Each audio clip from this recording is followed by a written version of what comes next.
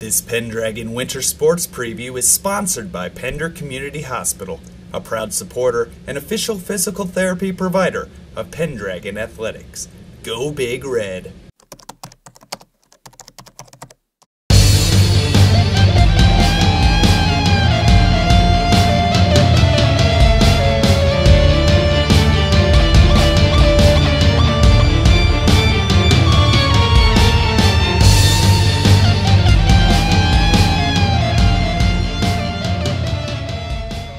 Pender High head girls basketball coach Larry Ballinger talking about the upcoming 2013-14 season after last year's very successful season, won the D1 state championship. What can this year's team, with a lot of starters returning and a lot of newcomers that could hopefully help you out, what are your thoughts on the season coming up? Well, we still got a lot of work to do. Just because we were successful last year doesn't mean anything this year. It's a new year, a new group of kids, and some players that's going to have to step up, some of the younger kids that in order for us to be successful. So you can't go off of what we did last year and base anything on what we can expect this year. So we got a long ways to go, and we got a lot of hard work to do, and hopefully we got some kids to step up. You're going to be, last year we said you were in D1, you're going to be competing in C2 this year, but you're still going to be facing a lot of the same opponents, but when it comes to postseason time, sub-districts and things like that, you'll be facing a level above D1 is what they say. Well, exactly. C2 I think will probably be one of the toughest classes in the state this year. It's especially in northeast Nebraska, it's just going to be tough. Of course, you got two-time or three-time state returning champ Crofton, and then you have Homer, of course, and some other schools, West Point GA, just to mention a few around here. So C2 is going to be a very, very tough class this year, so it's going to be a challenge for us. You lost 3 games last season. Is the goal this year to possibly go undefeated en route to hopefully a back-to-back state title? No, I think you look realistically, it's pretty tough to go undefeated, and as far as my thoughts are that a loss never hurts a team, unless it's in a precarious game that you need. But somewhere during the season, it humbles your team and gets everything back into perspective a little bit, what we need to work on. So no, we haven't talked about going undefeated or any kind of record. The girls know what to expect. We expect to go out and give effort and do the best we can. So hopefully that takes care of the wins itself. And you had a couple of key losses, but you have a lot of key returners. Talk about some of the individual players that hopefully should be big contributors to the team. Yeah, it's we lost Angie and Tiffany from last year, and they did things in their own right very well to make us successful. One of the things that we talk about last year's team is that we played as a team and everybody did their role. So that's the key for us this year, is to get some of those key players to fit that mold a little bit, and we play as a team. I don't like really, we got a lot of experience coming back, but hopefully the girls step up and we're successful.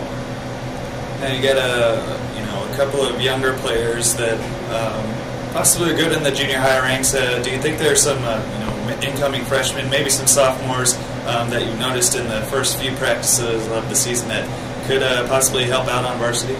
Yeah, there's some possibilities there, and that's all it is right now, because to be honest, nobody's really given me what I'm looking for so far in just this week of practice. But it's early to tell, and they're still trying to get their feet wet as far as the freshmen. But there's some talented players in that freshman class, along with sophomore and junior class, that we hope that will take a challenge and step up.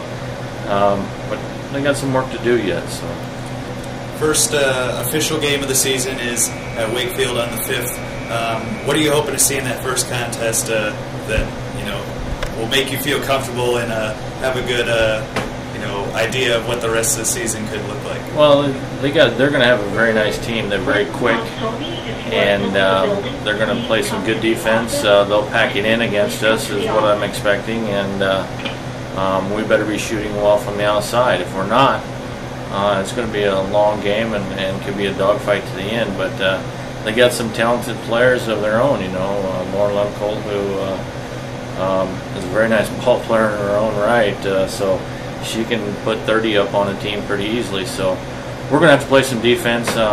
Offense will come along. I just hope that our defense is there, that we can create turnovers and create some pressure. And just in the first game, I'm just going to really look at our defense to see how we come out. And then what's the ultimate goal for this season as a team? Well, our ultimate goal is to win conference championships and to make it to state, and that's not going to change year to year. That's something that I believe in, and doesn't matter what kind of team we have, they all deserve that thought process of getting to state. So that's our goal every year, win the conference and to make it to state. So hopefully that all comes to pass, and hopefully in March yes, you're holding some hardware. So good luck on the season, Coach, and we'll talk to you throughout the season. Thank you very much. Head Pender boys basketball coach Andy Welsh talking about the upcoming 2013-14 season. Last year you came close to 500, not the season you expected. Hopefully you're looking to improve this year. What are some of your main goals for this upcoming season? Well, this year's going to be a little difficult. We graduated or had kids leave, 7 kids that played quite a bit of minutes for us last year. 60 graduation, 1 foreign exchange student. And we're going to be pretty inexperienced. We do have a lot of seniors and juniors, but not a lot of playing time, unfortunately. So our goal this year, obviously we want to be over 500. We want to compete in everything we play in. But we know it's going to be tough early as we get kids acclimated to varsity basketball and the speed of that game. They've had about a week of practice. We've had 1 week, so having our exhibition game tonight, it's here pretty quick, but it's just another practice for us. We realize it doesn't count towards anything; just helps us get ready for the season.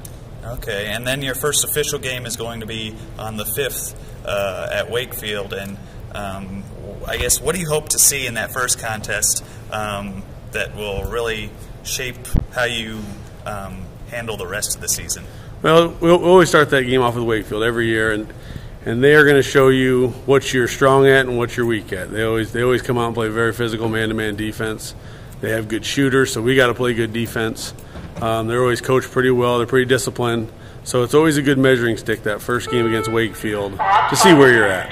Okay. Now you have a couple of returning letter winners, I think, playing on the team that will probably be your leaders. I think they're seniors. They'll probably be your leaders on the team.